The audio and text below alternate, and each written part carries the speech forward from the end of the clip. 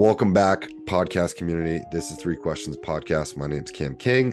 This is episode 50. I have an amazing guest here, my good friend, recent new friend, Chase Barmore, who is an account executive. He's actually transitioning to a company called Hyros. And Chase, what's going on, man? How are you? Cameron, it's another one of those days when you just meet somebody off LinkedIn and look, you're on a podcast the next day. I know everybody's got their podcast these days, and I love it. yeah, it's crazy. So 50 episodes. I had a podcast before called Intersection Podcast, but it was like hour and a half and two-hour long episodes. And this one is much more shorter, more concise. I think too many people want to be the next Joe Rogan, and I think just having a podcast is a great networking tool. And that's really why I continue to do it. I love to hear people's stories. And obviously, the foundation of Three Questions Podcast is just to ask questions and have people share their experience about what it is that they're doing. But you're in Kentucky, correct? Yes, I'm in Kentucky in the small town of Baghdad. It's right outside of Frankfurt. Wow. They Yeah. just take all these international names and start naming towns in Kentucky, or how did that? There's no H in Baghdad. It's actually a funny story. It's a mill town and a family that owned the mill. It's been around since 200 years, and the dad and the son were bagging mill, and the son just kept saying Baghdad, Baghdad as he was filling up mill. So that's the story of Baghdad, Kentucky. Don't know if it's true, but Bullet Distillery is right in our backyard. Happy to drink a bourbon with anybody if they stop in through. I'll take you up on that very soon. Right, I'm only a couple states away. Kentucky and North Carolina don't border, do they? No, they don't border, but very close. Like Asheville's about 6 hours away, Got it. or about 4 or 5 hours away. Yeah, from Yeah, Asheville. I'm a very bad North Carolinian, so It's all good. we'll see. All right. So, Three Questions Podcast. We just went over the format. We discussed the questions. Again, I want to hear everything you got. And if you're ready, I say we just hop right into question number one. I'll start the timer on my watch. You good? Let's do it. All right. Awesome. So, question number one: why do you consider yourself a recovering entrepreneur? It's a great question. And one of the things that I have learned in my transition from being an entrepreneur to a SaaS seller is anytime that you are in a networking environment, you want to have one of those very quick open lines that piques people's interest. And I have found that saying that I'm a recovering entrepreneur always piques people's interest because they're like, I know recovering alcoholics and recovering drug addicts, but recovering entrepreneur, what does that mean? And so here I am. I've my first business was a valet company in Louisville, Kentucky. Grew that from one location to about 100 locations over a 10-year period of time. Sold that in 2017. Um, and then me and my wife had a juice bar and smoothie bar concept for about 10 years. And COVID really threw a wrench in some things and plans. And so I'm recovering from some COVID losses. And so that's why I call myself recovering entrepreneur. I think I always thought that once you start the entrepreneurship journey, that it's very addicting and it only stops unless you quit. Because I synonymize being an entrepreneur with being an opportunist, or just being able to be consistent, or just being able to withstand more lessons, more punishment, more wisdoms, more failures than, say, the average person who prefers comfort. What would your definition? This is a good follow up, but what would your definition of an entrepreneur be? My definition of an entrepreneur, I would again go with you and say someone that never gives up and is just always continuously rolling the dice. And I listened to Alex Hermosi's recent book. It was called $100 Million Leads. And at the very end, he talks about this story, and it's a dice game. I don't know what the dice game is, but basically it's one die, and then there's like a die that has, I think, 60 pieces on it. And the only difference between continuing to play is that you don't stop. And it's like you just got to continue to roll the dice. And the only time that you die is just, or you quit, is when you quit throwing the dice. And I I would say that that's my entrepreneur spirit. And it's like never give up. mhm. I completely agree. And obviously what I do with my one-on-one coaching, then also with my CMO for hire clients, I tell people that all the time. I say, dude, fuck motivation, fuck discipline. You need to focus on being consistent. Even if it's an hour a day, you make one product a day or one blog post, or you reach out to one person.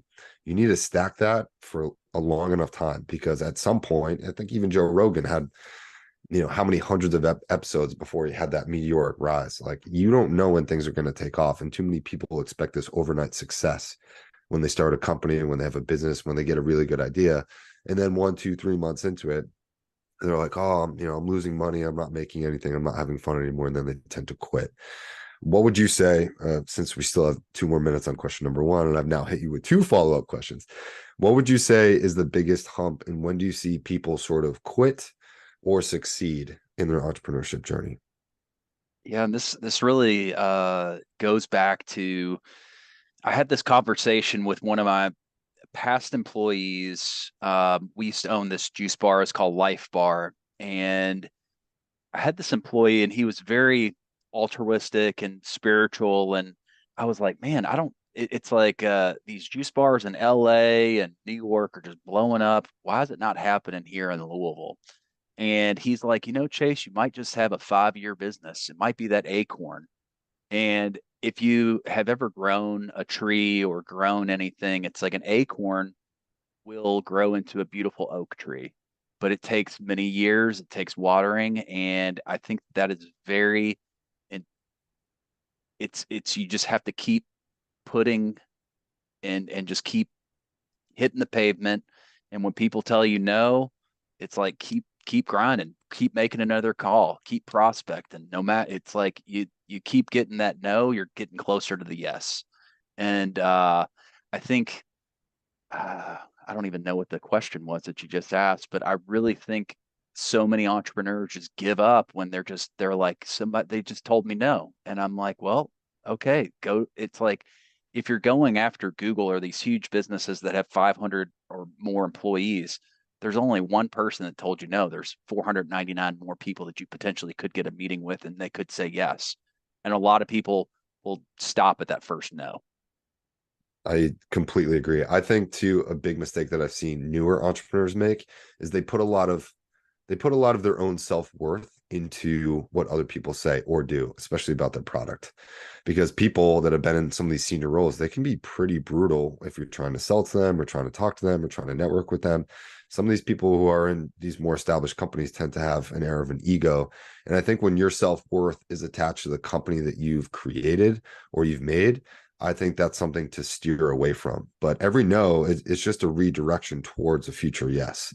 And having that kind of mindset takes a long time to develop if you are a relatively new entrepreneur. But um, we just hit 5 minutes for that. So I'm going to jump to question number two, which I think is extremely important. And I want to know, from your background and your experience, what is it like from owning your own business, a $500,000 business, if that, to being an account executive? What are some of the tactics that you've learned from your own business, and what are some of the things that you do now as an AE, and how do you sell, basically? Yeah, it's a great question. And one of the strangest things that when I transitioned from being a recovering entrepreneur to becoming a tech account executive, I had these weird things called weekends, these weird things called PTO. Uh, and I've never had those things. I mean, I think when I started Ready Valet, my first business, I was 19 years old. So I'm 37 now. Uh, I've only been in my account executive role working for somebody for like the last year and a half. So it was a very interesting transition, but it really showed me uh, where my strengths were. And one of my strengths is networking and connection building, and dovetailing to what we were just talking about before, especially when you're going out, you have a new product. I'm always trying to provide more value to the people that I connect with than I'm asking for. And it's like I'm always trying to give more. I'm asking, who can I introduce you to? How can I help you? I don't even have really, it's like a startup. I will just go to the founder and I'll say, like, who do you all need to connect with? I don't want any equity of the business. I don't want anything. It's like, I just want to help them.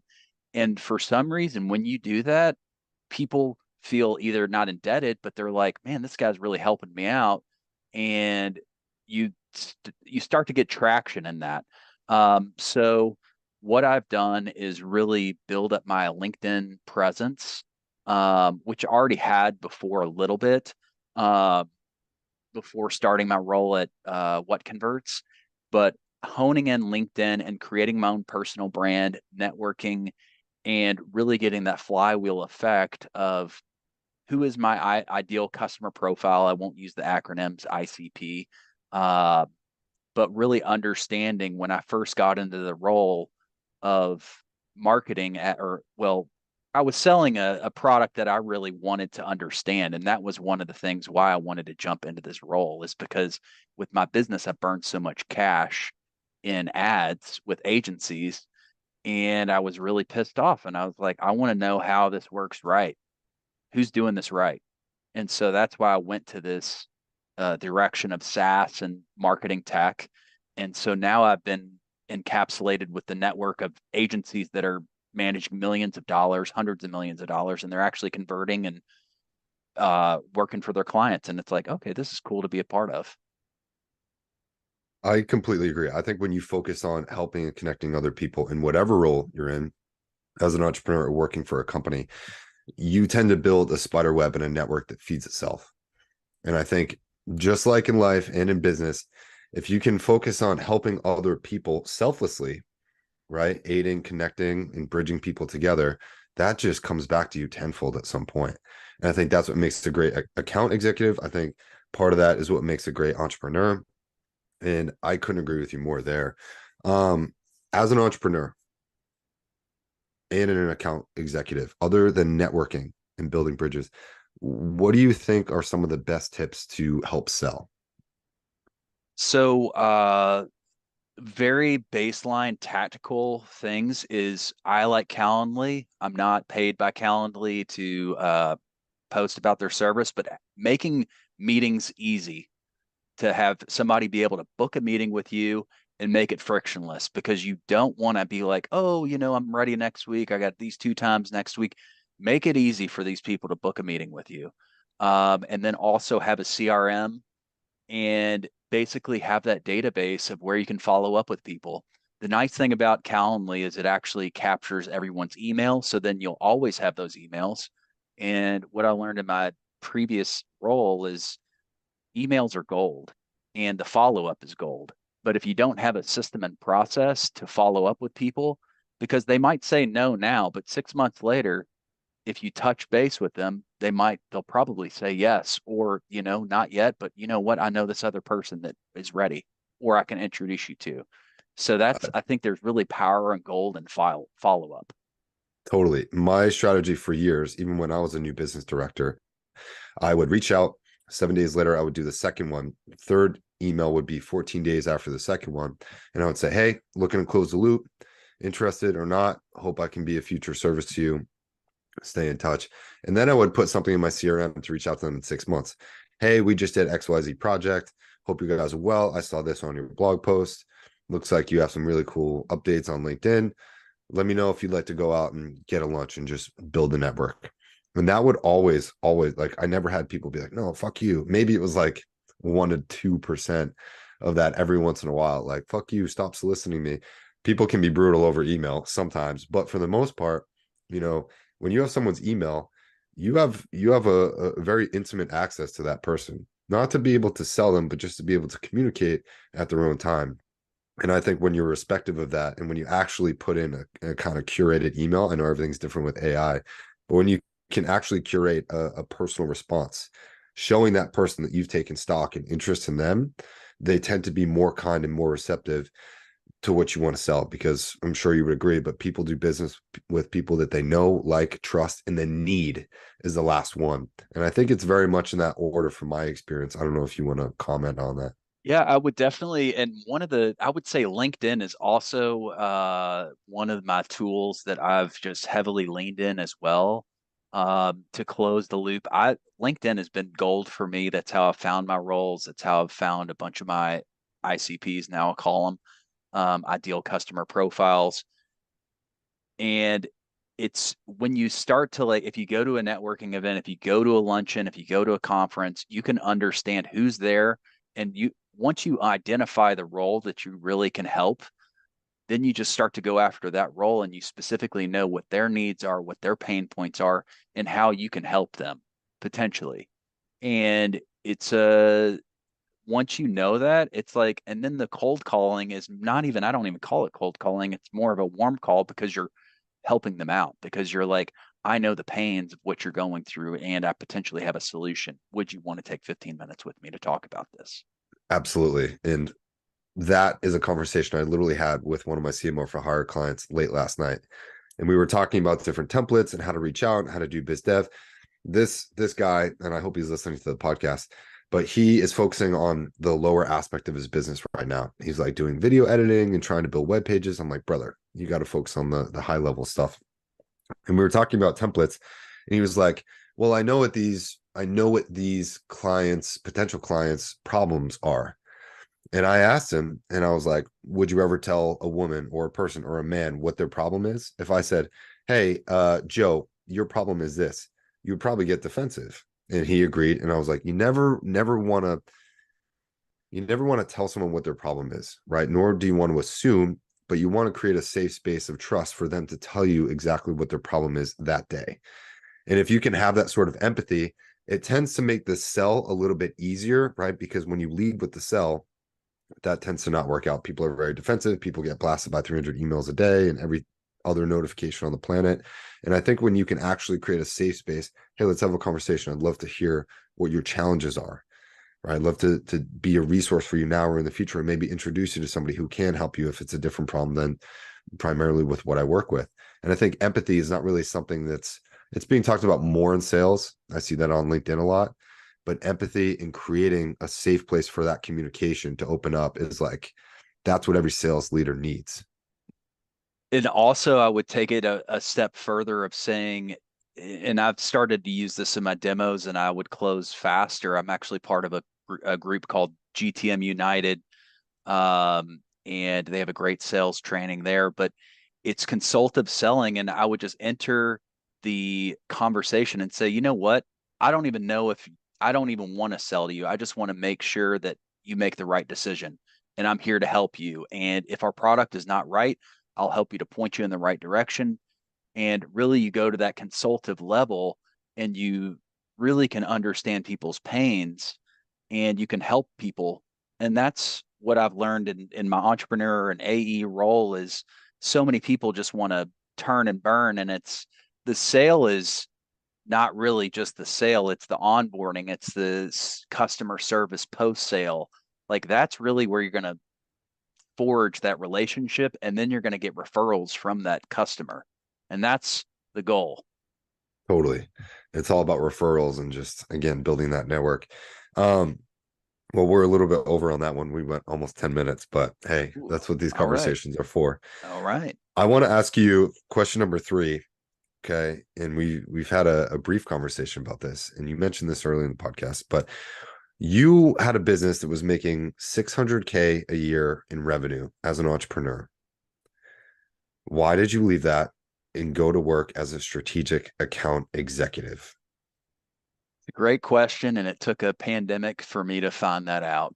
Uh, I, so Life Bar was the business that we're talking about. And we were inside of a local health food store. We had multiple locations, about 15 staff, and we were doing smoothies. And I mean, I had managers. My wife was my partner, and but it was very difficult. And people would call in all the time. I don't have. I worked. I think the last 3 years before we closed Life Bar, when COVID happened, I worked every day for 3 years straight.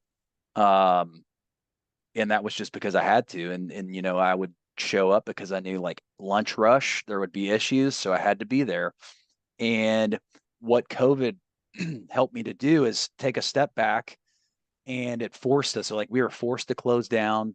We were shut down by the government, and we were like, what are we going to do? And so we tried to create a CPG brand online, sort of like Daily Harvest. to where we were shipping ready to blend smoothies to people's houses. And then we had our own protein product that we were going to sell on Amazon. We had our adaptogens, already had all the products. And so I thought the manufacturing would be the hardest part of doing that business. But the hardest part of that business was the digital marketing. And I would get served these ads for like Gary Vaynerchuk and all these people. And I was like, man, selling online is going to be easy. And it was extremely difficult. And that's where I walked away. We tried everything. I mean, we tried Google ads, we tried Facebook ads, we tried programmatic ads, we tried affiliates, we tried influencers, we tried Amazon, and everything just led to no, it just wasn't going to work. And so we were part of Shopify for Startups. And after 2.5 years of trying to get back to the revenue that we were doing post pandemic, I went to my Shopify rep and I was like, I can't do this anymore. And she's like, I think you'd be great in SaaS sales. And I said, I don't even know what that is. And she's like, these are all the plugins on the back end of Shopify and their companies you could work at. And I'm like, I love this. This is great. So it took a pandemic to shut me down. And Yeah. I'm really hard headed and pig headed. Yeah, I love that. And those are my people, right? Very, very hard-headed. And I used to throw myself into the fire, right? Like I was working full time and then I built two businesses and I walked away similar to you. I think over the span of maybe 2 or 3 years, I got a CrossFit travel company that I built with my bare hands and my best friend. We got that to like 1.5 million in revenue. Granted, our costs were like 1.3, but we put everything else into hiring people and paying stuff for staff, and it was great. Like we had a team of I think almost 10, and it was a fantastic side project with a lot of success. And similar to you, I my life changed right after the pandemic. I got furloughed from my job and was never brought back. I started freelancing a bunch, and obviously I made a pretty big pivot into what I'm doing now. I don't really talk about that on the podcast much, but for me, I had to walk away. And the stress of working full time and building a business, and I got out of a long-term relationship at the time.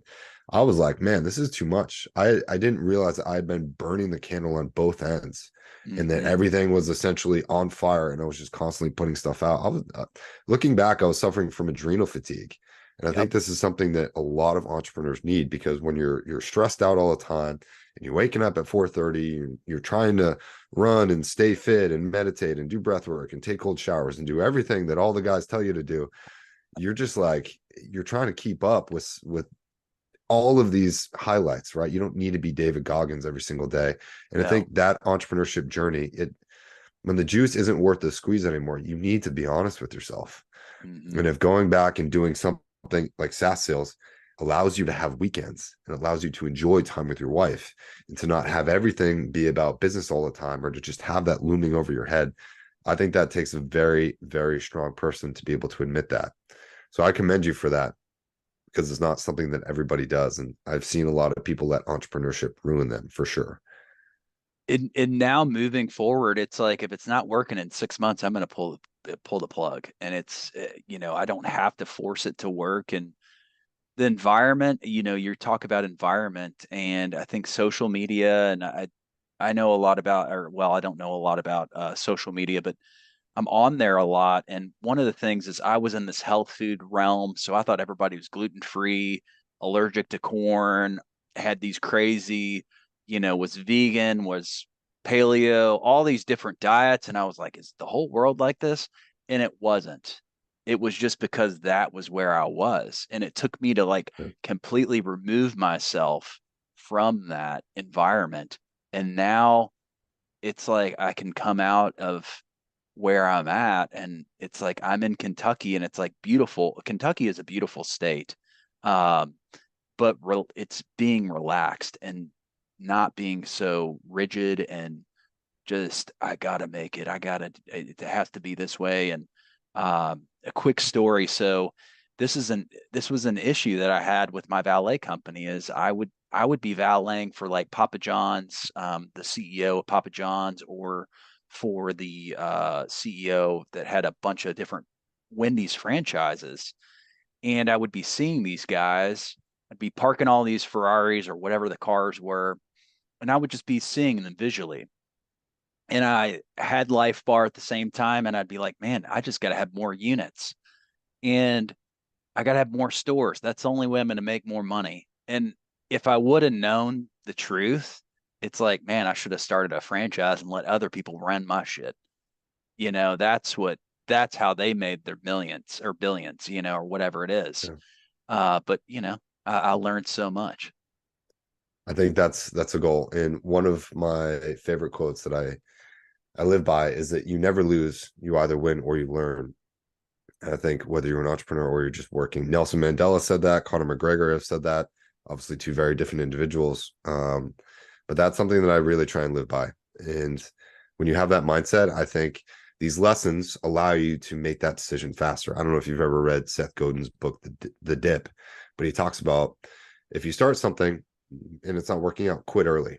Because if you go into this inevitable dip of starting a company and you're down at the bottom of the dip, you better continue working your way out there, because if you quit here, it's going to cost you a lot more. And it's a very fascinating concept because he talks about all of these startups or endeavors that some of these big companies will make, and how they either inevitably go through that dip and come out and become a market leader, or they say, actually, you know what, these companies are doing it better, our resources can be allocated somewhere else better, so that we don't have to go through as big of a dip or as long of a dip.